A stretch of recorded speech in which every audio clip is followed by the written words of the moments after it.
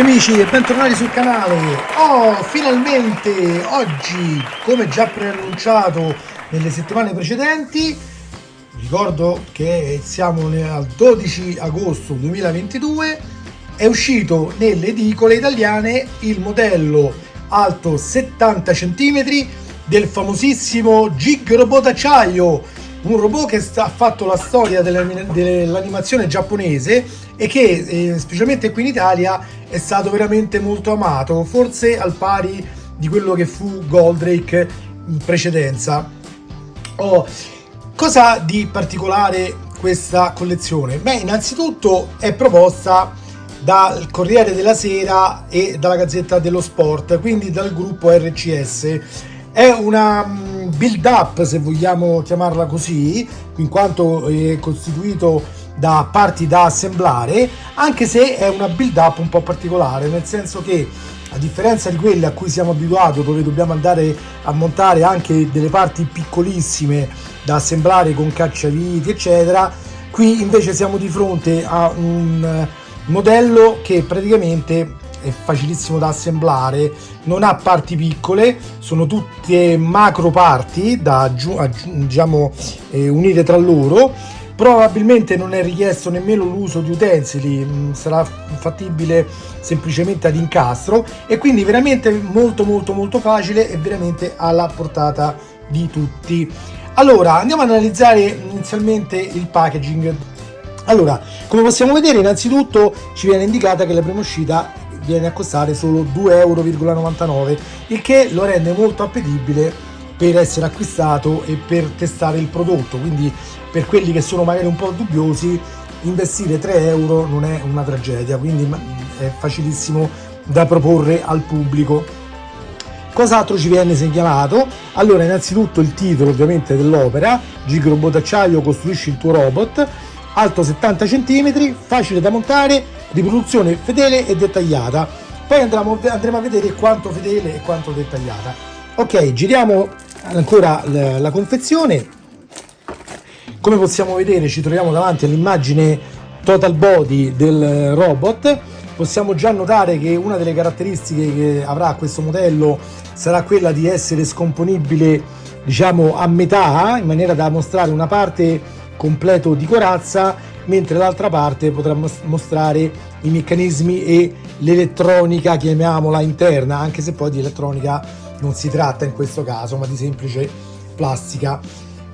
Perché semplice plastica? Sì, perché questo modello in pratica ha come unico materiale costituente proprio la plastica, al contrario di quanto avverrà nel modello, e avviene tuttora in realtà perché è già in corso, nel modello del Mazinger Z della Hachette, dove siamo di fronte a un modello realizzato quasi totalmente in metallo. Qui invece siamo di fronte a un modello totalmente in plastica, anche se comunque è dotato di alcune caratteristiche diciamo di effetto speciale. Sto parlando in pratica dei LED agli occhi, dei LED che costituiscono sia l'illuminazione dell'occhio vera e propria e sia quello dei raggi fotonici, l'illuminazione di quelli che sono i raggi delta e l'illuminazione sul raggio protonico, che come chi seguiva la serie anime in TV sicuramente ben sa. Bene, cos'altro ci dice questa immagine? Come vi predicevo prima, è alto 70 cm, quindi avremo a che fare con un bel modellone tutto sommato, no? Bello grande, imponente. Qui possiamo vedere in dettaglio come saranno fatti gli interni, più o meno dettagliati. Qui addirittura sembrerebbe che qui al centro c'è come il cervello di Hiroshi, no? Dopo la trasformazione, perché come sappiamo, chi di voi seguiva l'anime in TV, la testa di Gig Robot d'acciaio è in realtà Hiroshi, che unendo i pugni, grazie a una campana di bronzo che aveva incorporata nel petto, che fu installata lì da suo padre per renderlo invulnerabile, gli consentiva appunto di trasformarsi nella testa di Gig Robot d'acciaio. Poi chiaramente serviva Miva, la sua assistente, che dal Big Shooter gli lanciava i componenti del corpo del robot che si assemblava in aria magneticamente. Allora facciamo un piccolo riassuntino allora di com'era il cartone animato, così facciamo capire meglio anche agli amici magari più giovani che non lo conoscono. Allora, dovete sapere che nella tradizione dell'antico Giappone si narrava di un antico impero chiamato Impero Yamatai, che diciamo porta lo stesso nome anche del periodo storico in oggetto, che era appunto chiamato periodo Yamatai, sempre se mi ricordo bene, ragazzi, che è passato qualche anno.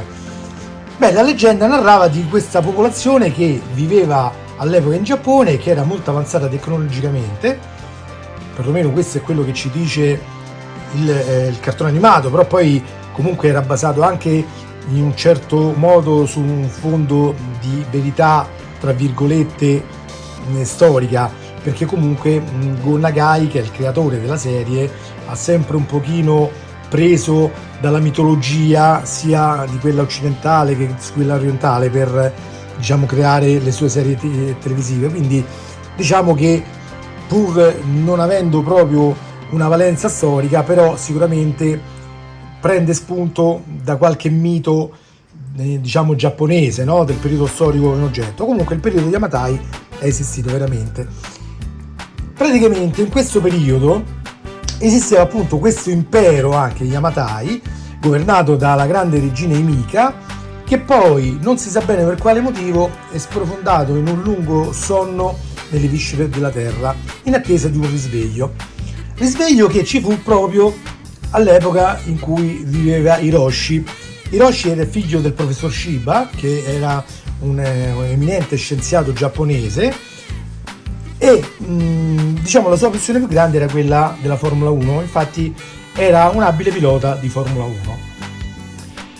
Nel momento che ci fu il risveglio di questi esseri, diciamo, tecnologicamente avanzati, accadde che questi si accorsero che il professor Shiba, che era impegnato nelle ricerche archeologiche nella zona dove esisteva questo impero ed aveva appunto ritrovato questa campana, capirono che il professore nascose questa campana e quindi andarono alla sua ricerca per rimpossessarsene. Trovarono il professore, grazie al ministro della regina Himika, al ministro Ikima, e nel tentare di farsi consegnare diciamo la campana di bronzo, purtroppo il professore rimane mortalmente ferito. I nemici si ritirano, il professore viene soccorso dalla sua assistente Miva, lo portarono a casa appunto sua, dove c'era tutta la sua famiglia, compreso il figlio Hiroshi, ma purtroppo per il professore non c'era più nulla da fare. Però il professore, prima di morire, consegnò a suo figlio Hiroshi 2 guanti un po' particolari di colore giallo e una catenina con una testa di robot applicata sopra. Questi erano in pratica i mezzi attraverso cui si innescava il potere della campana di bronzo e permetteva a Hiroshi di potersi trasformare nella testa di Jig, rendendolo invulnerabile. Fu così che Hiroshi, suo malgrado, si trovò a combattere contro l'impero Yamatai durante tutta una serie di puntate e alla fine, ovviamente, come sempre in questi casi, ne uscì vittorioso. Per tutti coloro che vogliono approfondire di più, vi rimando a cercare informazioni anche qui su YouTube stesso, ma anche su internet in generale, su questa serie, perché secondo me è una serie animata che merita veramente di essere vista. Ok? Bene, proseguiamo nel vedere però la confezione. Come vi dicevo, qui c'è il logo col codice a barre dove viene indicato che è la prima uscita e il costo appunto di 2,99 €, costo su cui poi adesso dobbiamo dire poi una cosa, perché c'è una differenza di prezzo tra acquistarlo in edicola e acquistarlo presso i siti della RCS, quindi il sito del Corriere della Sera e della Gazzetta dello Sport, ma lo vediamo dopo. Vediamo ancora che ci viene detto che è una collana inedita per costruire un modello 3D alto oltre 70 cm e perfetto in tutti i dettagli interni ed esterni. In questo numero ci vengono fornite la fronte sinistra, ci viene dato i LED, quindi testa vano batteria, spoiler interno sinistro e copertura superiore. Poi adesso andremo a vedere meglio i prezzi. Ci viene detto che in ogni fascicolo ci sono le istruzioni di montaggio, ovviamente, e un esclusivo poster con illustrazioni inedite. Questa potrebbe essere una ghiotta caratteristica per tutti i fan di Jig. Tra 2 settimane in edicola, perché inizialmente vi ricordo che questa collezione uscirà ogni 14 giorni per i primi 10 fascicoli, dopodiché diventerà settimanali. troveremo la testa del retro, il collo interno e lo spoiler al posteriore destro al prezzo di 6,99 €. E anche qui il prezzo varierà tra acquistarlo in edicola volta per volta e comprare la collezione completa direttamente sui siti della RCS. Bene, a questo punto io direi però di procedere ad aprire la confezione.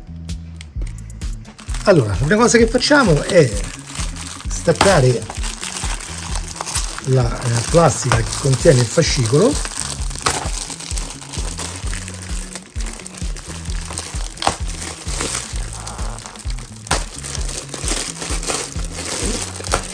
Eccolo qua. Allora, è interessante notare che è un prodotto su licenza. Adesso cercherò di farvelo leggere. Vedete? Go Nagai, che è appunto il creatore della serie, Dynamic Planning, che è la società di proprietà di Go Nagai, è un prodotto sotto licenza per conto a Yamato Video SRL. Ok? Quindi sono tutti i soggetti coinvolti nell'operazione, oltre ovviamente la RCS. Ci viene riportata questa cosa anche qui in basso, vedete? Corriere dello Sport, Gazzetta dello Sport, scusate, Corriere della Sera, Yamato Video, Dynamic Planning e Dynamic Planning, prodotto su licenza ufficiale ovviamente. Qui abbiamo poi chiaramente le parti da montare. Come vedete c'è anche un bel disegno della testa di Jig proprio sulla confezione, peccato che è interrotto da questa parte, altrimenti sarebbe stato da conservare. Qui c'è la scatolina che contiene le parti, ok? Viene indicato che questo è un pezzo da collezione non ideato o inteso come gioco per bambini al di sotto di 14 anni. Potrebbero essere presenti elementi appuntiti o taglienti. Made in China. Jig Robot d'acciaio, costruisci il tuo robot, distribuito appunto dal gruppo RCS solo per l'Italia. Viene indicato poi che contiene un foglietto, la carta per fare la raccolta differenziata, eccetera. Il prodotto è importato da PE Promo Plus SRL, Corso Lombardia, eccetera, eccetera. Quindi la società che lo importa probabilmente dalla Cina, perché appunto è prodotto in Cina. Bene, questi poi li andiamo a vedere in dettaglio dopo. Adesso apriamo la plastichina che contiene il fascicolo e lo andiamo a analizzare un pochino più in dettaglio. Allora, fascicolo numero 1.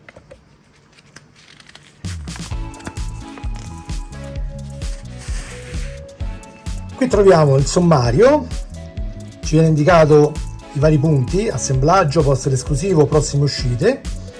Qui c'è un riepilogo di quello che è l'opera, quindi Giochi Robot d'acciaio, costruisci il tuo robot, Gazzetta dello Sport e tutte le varie indicazioni a livello burocratico, no? Indirizzi, eccetera, eccetera. Ok? Tutte cose di questo tipo. Ci viene indicato che è possibile prenotare la propria copia per averla garantita tramite il servizio primaedicola.it, vedete? Oppure acquistarlo online sullo store della Gazzetta, oppure anche del Corriere, aggiungo io perché è lo stesso gruppo RCS. Qui c'è indicato il numero per il servizio clienti, una email su cui possiamo chiedere informazioni o eventualmente contattarli se c'è necessità di sostituire una parte magari difettosa, ok? E qui c'è lo spaccato dove ci viene indicata la parte interessata dal montaggio per questo fascicolo, il suo posizionamento, e poi ci sono delle semplicissime istruzioni di montaggio, semplicissime, che nonostante le indicazioni che vi ho detto prima, secondo me è benissimo adatto ai bambini. Certo, bambini che devono essere supervisionati da un adulto, però è sicuramente un oggetto che potrebbe montare anche un bambino. Anzi, a mio parere, a differenza di altri modelli, e questo magari poi ne faremo un discorso più approfondito dopo, è molto molto adatto ad essere quasi giocato, a differenza invece di quello che avviene con i giochi da collezione, che sono molto più delicati, anche se magari fatti in buona parte in metallo, perché quelli comunque non sono concepiti per il gioco ma solo per essere esposti in vetrina.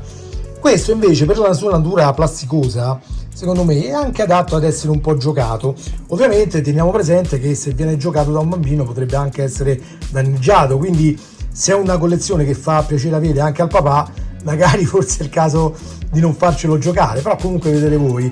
Questo però è sicuramente un modello che se viene anche portato in spiaggia per giocarci, diciamo che in linea di massima non ci sono grossi problemi, perché non si può rompere con molta facilità. È un prodotto che, essendo tutto così plasticoso, è abbastanza anche resistente, pur sempre considerando che la resistenza è sempre una cosa un po' limitata, bisogna vedere quello che uno ci fa, però diciamo che in linea di massima insomma non ci sono grosse difficoltà nel maneggiarlo senza fargli danni. Qui ci viene indicato nelle prossime uscite cosa troveremo.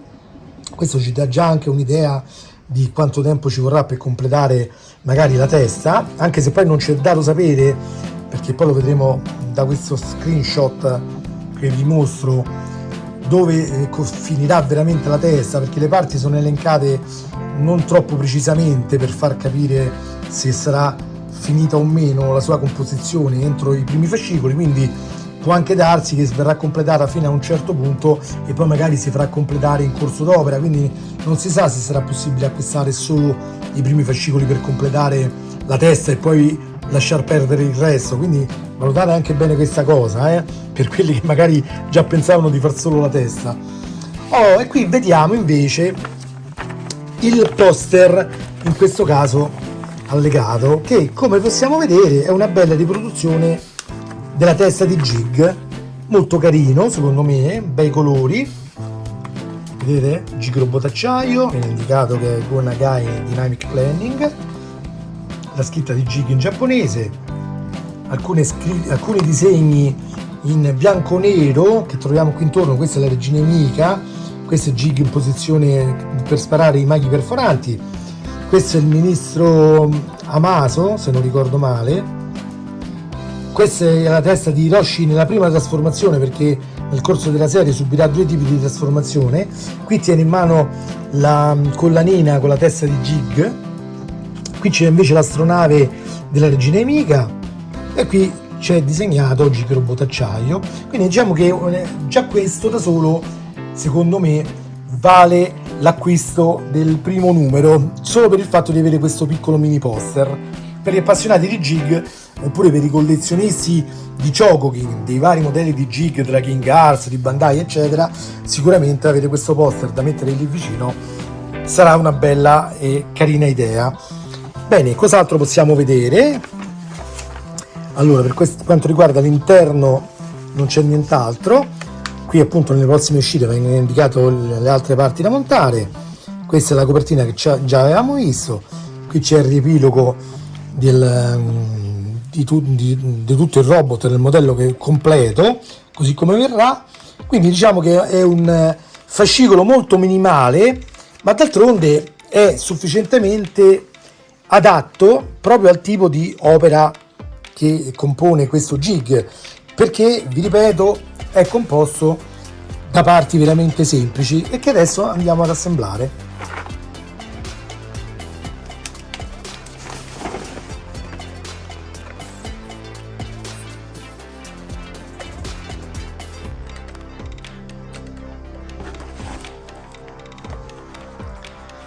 Allora, apriamo le parti.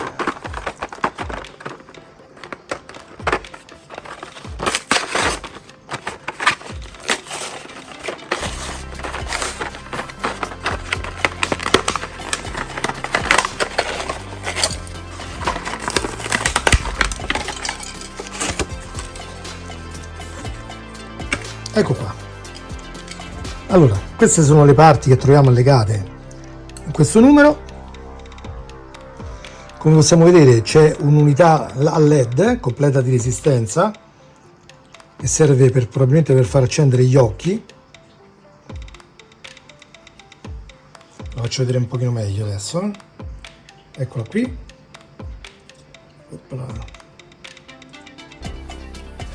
È già completa di pila, come vedete c'è da togliere questa linguettina che serve per non far scaricare le pile prima dell'uso. Qui dietro troviamo il piccolo circuitino completo di resistore, vedete? Poi abbiamo questa parte della circuiteria interna di Jig, che come potete vedere mostra il cervello di Hiroshi. Questo poi dovremmo andare a vedere bene in quelle poche sequenze dove viene mostrato l'interno del robot, se veramente è presente questo particolare, che sinceramente non ricordo, e che poi comunque io non so quanto possa avere veramente senso, visto che alla fine Jig è il corpo sì cyborg di Hiroshi, ma comunque con delle parti umane, quindi non capisco come possa in qualche modo trasformarsi tutto in metallo e il cervello no. Quindi anche questa è un po' una licenza artistica, se vogliamo, ma anche da verificare, perché sinceramente non me lo ricordo se veramente è così. Qui troviamo anche un piccolo, diciamo, fogliettino illustrativo dove ci viene fatto vedere come vengono sostituite le pile, quindi niente di particolarmente complicato. Allora, assemblaggio veloce e semplice. Ci viene indicato di prendere questa parte qui indicata con B, poi bisogna prendere il pezzo indicato con A, quindi dovrebbe essere questo, vediamo un po', e lo si mette sopra la fronte, così semplicemente spingendo dentro, vedete? Cioè semplicissimo, veramente di una semplicità estrema. Questi altri pezzi già ci dicono invece di conservarli perché non servono per questa fase di montaggio. Quindi, come potete capire, anche poter eventualmente fare dei tutorial di montaggio in realtà in questo caso non servono, perché sono montaggi talmente rapidi e semplici che non so, cioè fare un tutorial sembrerebbe quasi offendere le persone, come dire che non sapete fare una cosa così semplice. Quindi io sinceramente non so se lo porterò a livello di tutorial, forse potrei portarlo a livello di così, di curiosità, no? Per far vedere quel work in progress di questo modello nel caso decidessi di farlo, perché c'è da fare anche una certa considerazione su questa cosa. Comunque ecco, diciamo che il modello la parte montata in questo fascicolo sarà questa, parte che poi andrà più o meno, adesso cerco di improvvisare, questo dovrebbe andare in qualche modo qua, vedete? Chiaramente con i dovuti pezzi che compongono anche gli occhi esterni. Questo dovrebbe andare a coprire sopra. Ecco, diciamo che più o meno è questa la situazione in cui ci troveremo. Poi chiaramente ci sarà anche un'ulteriore parte da aggiungere qua e così via, però diciamo che non c'è altro da far vedere per il momento come montaggio. Allora facciamo le considerazioni finali. Allora, parliamo innanzitutto di prezzo. Come vi dicevo, per quanto riguarda i prezzi c'è un'ampia gamma di scelta, nel senso che se voi lo acquisterete in edicola avrete il vantaggio di pagare la prima uscita 2,99, la successiva 6,99 avevamo detto, ma le successive pare che costeranno 9,99 l'uno. Poi ci viene detto che addirittura andrebbe affiancato il costo anche del costo del quotidiano a cui è allegato. Sinceramente io oggi non ho preso in edicola, non mi è stato chiesto se volevo anche il quotidiano e se dovessi pagarlo insieme, ho pagato solo la parte del fascicolo di Jig, però non so se sia stato una concessione gratuita, diciamo, del mio edicolante, oppure se invece è proprio la prassi obbligatoria da fare, quindi tenete in considerazione questa cosa qui. Sul sito invece dell'RCS viene indicato il prezzo di 539 euro per l'acquisto in un'unica soluzione, che però è scontato del 10% e quindi diventa 487 euro.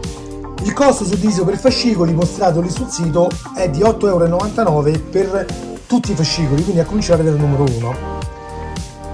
Quale conviene fare? Allora, per quanto riguarda il pagamento in un'unica soluzione, è una bella cifra, una cifra impegnativa, che però dovrebbe essere possibile rateizzare in 3 rate se uno utilizza dei servizi di pagamento come PayPal, che in genere consentono la rateizzazione. Quindi diciamo che alla fine bisogna investire poco più di 160 euro a rata all'incirca. Adesso ho fatto un conto così a occhio, non so quanto preciso, però comunque diciamo che poter un pochetto ammortizzare la botta, se vogliamo chiamarla così. mentre invece comprarlo in edicola ovviamente consente di allungare i tempi di pagamento di molto, costerà ovviamente di più perché comprarlo in edicola, e quindi con un pagamento, se vogliamo chiamarlo così, rateale, no? Sarà, come diciamo, di 9,99, saranno 58 uscite a quel prezzo, ok? Quindi siamo già a 5,79, a cui va sommato i 6,99 della seconda uscita e i 2,99 della prima, quindi abbiamo un totale di 589 euro. Facendo la differenza con quanto lo pagheremmo invece sul sito RCS, andiamo a vedere che c'è una differenza di 100 euro in più nel farlo così. Allora, diciamo che per chi è fermamente convinto di fare questa collezione e ha le disponibilità economiche per poter affrontare la spesa tutta insieme, io consiglierei l'acquisto sul sito RCS, quindi Gazzetta dello Sport o Corriere della Sera. Per tutti gli altri consiglierei più l'acquisto in edicola, anche perché le prime uscite fino al 10° fascicolo saranno ogni 14 giorni, quindi diciamo spenderete quei 10 euro ma ogni 14 giorni, quindi sono 20 euro al mese all'inizio. Poi dopo, dall'11ª diciamo uscita in poi, chiaramente sarà settimanale, però a quel punto già starete un bel pezzo avanti nella costruzione, anche perché, nota dolente di chi lo acquisterà invece sui siti RCS, pare siano previste solo 2 modalità di spedizione, e adesso vi mostro queste immagini prese direttamente dai loro siti. Come potete vedere, su questa viene indicato che sarà possibile scegliere su una modalità di spedizione che prevede 8 invii in totale, e il primo invio vi arriverà a casa a novembre, quindi dovrete ancora aspettare per avere i primi pezzi, mentre chi fa in edicola già sarà un pezzettino avanti, oppure in unica soluzione finale a fine collezione, quindi a dicembre 2023, quindi fra un anno e mezzo, ragazzi, perché adesso siamo quasi a metà agosto 2022, quindi chi se lo fa spedire in un'unica soluzione prima di metterci mani avrà pagato un anno e mezzo prima tutta la collezione e inizierà a costruirlo per ultimo. Risparmierà qualcosa sui costi di spedizione probabilmente, quelli saranno da pagare probabilmente a parte, e adesso non ve lo so dire di preciso quanto saranno perché comunque non ho fatto la procedura di pagamento per provare ad abbonarmi online, perché non penso che farò quella, ammesso che decida di fare la collezione, però è chiaramente una tempistica un po' lunga, sicuramente non adatta ai youtuber che vogliono fare magari dei video su come prosegue il montaggio, perché chiaramente sono delle tempistiche troppo in là. Quindi ragazzi, che dire, diciamo che la considerazione che io volevo fare, oltre a questa dell'acquisto tra edicola e sito, è anche quella di valutare se veramente vale i soldi che costa. La plastica, a mio avviso, è discreta, ma nemmeno troppo buona, se vogliamo, perché non so se per scelta o diciamo per qualità proprio della colorazione, è comunque una colorazione che rimane piuttosto opachetta, no? Opaca, e non dà proprio la sensazione di una plastica particolarmente pregiata, anzi dà proprio la plastica del tipo lo giocattolo da edicola, sinceramente parlando. Quindi diciamo che non è che mi abbia fatto una eccessiva buona impressione. È una plastica dura, qualitativamente forse sarà anche buona, però diciamo che l'impatto estetico che mi dà non è proprio quello di altri prodotti magari usciti da quelle famose case giapponesi che producono Chocoking, o anche diciamo modelli in plastica di questo tipo, di altezza simile o meno. Sì, ce ne sono di vario tipo, quindi c'è un po' un'ampia gamma di scelta, però diciamo che questo sinceramente non è che spicchi particolarmente per dare un'impressione di maggior robustezza o meno. È un prodotto chiaramente di facile maneggiabilità, nel senso che, come vi dicevo, proprio per queste sue caratteristiche è più difficile da rompere o da rovinare, però ecco, non mi dà tutta questa grossa impressione di prodotto di qualità eccelsa. Anche le parti interne sono di plastica, chiaramente la qualità del dettaglio è sufficientemente rifinita, ma nemmeno niente di particolarmente eccezionale. Il cervello qui di Hiroshi è abbastanza, diciamo, particolareggiato, però il resto della struttura, secondo me, a parte le alette, ma per esempio queste altre cose qua sono piuttosto abbozzate non che abbiano delle ammaccature, ma nel senso che non sono molto dettagliate, ma piuttosto così realizzate in maniera sommaria. Ecco, diciamo che il livello di dettaglio è buono, ma non è eccelso, ok?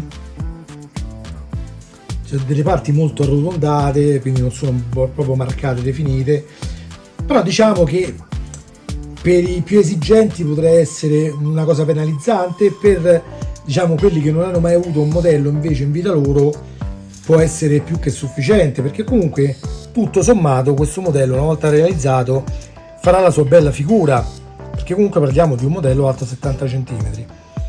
Allora, dovrei consigliare l'acquisto? Beh, allora diciamo che dal mio punto di vista spendere 600 euro o anche 480 se vogliamo, quello che sia, per un modello come questo, che seppur alto 70 cm non dà nessun componente aggiuntivo, quindi nessun accessorio del robot visto nella serie rispetto ad altri modelli più blasonati, come ad esempio quello della King Arts oppure di altre case che producono modelli Chocoking, magari di altezza inferiore, però comunque molto ben realizzati e dotati anche di parti in metallo, secondo me è un po' penalizzante, nel senso che è una cifra che io userei più per comprare appunto un modello realizzato da quelle case, che sicuramente, anche se è più piccolo, è realizzato in maniera molto migliore, molto più dettagliata, molto più completa.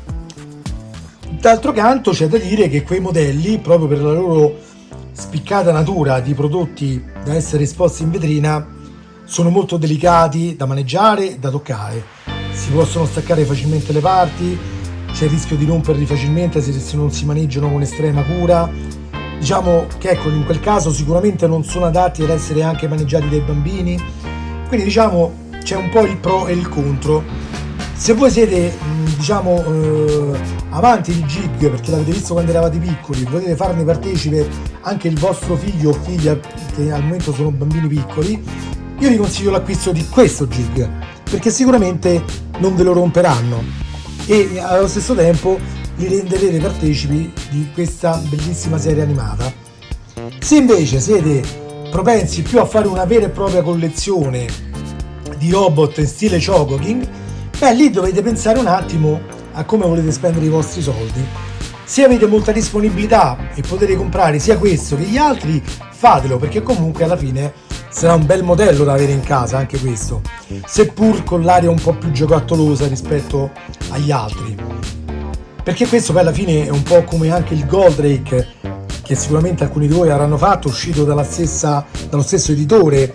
Anche quello, la sua, diciamo, porca figura una volta completato la fa, però se uno lo guarda bene è comunque piuttosto giocattoloso. A me ricorda molto quei robot grandi che uscirono all'epoca in cui ero bambino, che erano molto grandi, tutti in plastica, avevano anche degli accessori che non erano propriamente fatti come visti magari nella serie TV, avevano per esempio dei missili sulle spalle mai visti nella serie, però erano delle licenze artistiche che probabilmente erano fatte per non pagare troppo la licenza del prodotto, penso io, e quindi diciamo non erano proprio spiccatamente identici, però comunque erano molto giocattolosi e questo a me lo ricorda molto come prodotto. Quindi dovete valutare un po' voi la cosa.